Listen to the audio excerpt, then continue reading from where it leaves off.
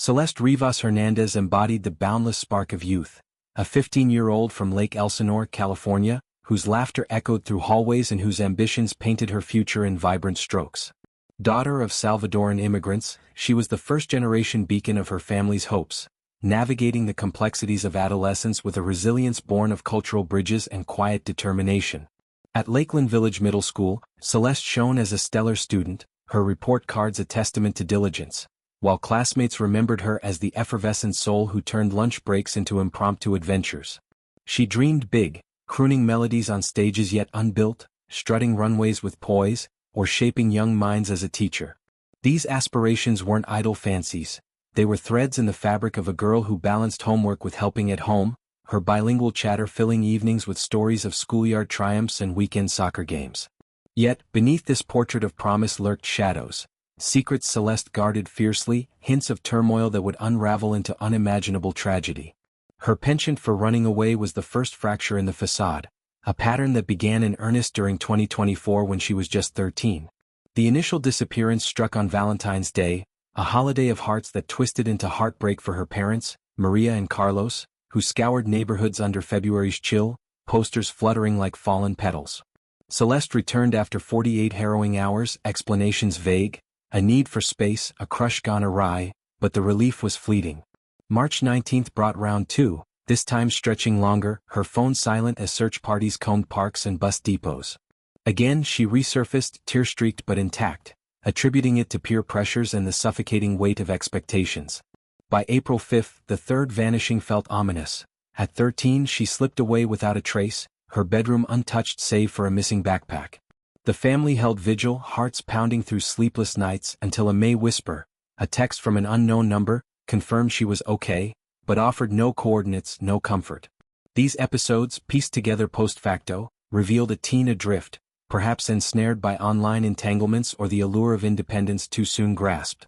Celeste's family, rooted in El Salvador's vibrant traditions yet adapting to California's sprawl, provided a nurturing nest, tacos sizzling on Sundays, soccer matches cheered with flags waving high.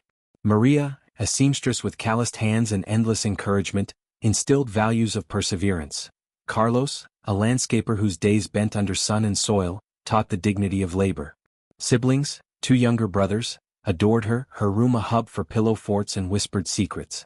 School friends echoed this. She was the fun one, a peer recalled, always organizing talent shows or sharing her sketches. Yet, Celeste's private world harbored a boyfriend, David, a name dropped in hushed tones but never materialized in family introductions. Texts on her phone, glimpsed in fleeting moments, hinted at a romance both exhilarating and eclipsing. Late-night chats that pulled her from sleep, plans that lured her out. This clandestine connection, it would later emerge, bridged her to a peril she couldn't foresee. September 8, 2025, shattered the fragile hope her May message had kindled. In Hollywood Hills' eucalyptus-scented enclaves, an abandoned Tesla, its sleek lines marred by dust and decay, drew authorities after weeks of complaints about a pervasive foul odor. Impounded in August, the vehicle sat in a lot, its trunk a Pandora's box of horrors. When pried open, it revealed Celeste's remains, decapitated, limbs severed and sectioned, body partially frozen in a grotesque tableau of violence. The discovery, under a merciless sun, turned stomachs and tore headlines. A teen's dreams discarded like refuse in a car registered to David Anthony Burke, the 20-year-old rising singer known as d4vd's. The art pop prodigy whose viral tracks like Here With Me had catapulted him to streaming stardom, now faced the glare of suspicion, his world inverting from spotlights to interrogations. Identification was a grim puzzle, solved through fragments. A Shhh tattoo on her right index finger, mirroring one on d4vd's hand. A chilling sigil of intimacy turned infernal. Dental records and DNA sealed it, but the tattoo lingered as poetic cruelty, a mark of silence that prophesied her end. Celeste's mother, Maria, collapsed under the confirmation, her voice fracturing in interviews. She mentioned a David, but I never met him. How could I know? The family's grief, compounded by immigration's isolation, no vast kin network to lean on, manifested in vigils at Lakeland Village, murals of Celeste's smiling face blooming on walls, calls for justice echoing in Spanish and English. The Tesla's timeline unspools a macabre chronology. Abandoned post-August, its stench ignored until the find.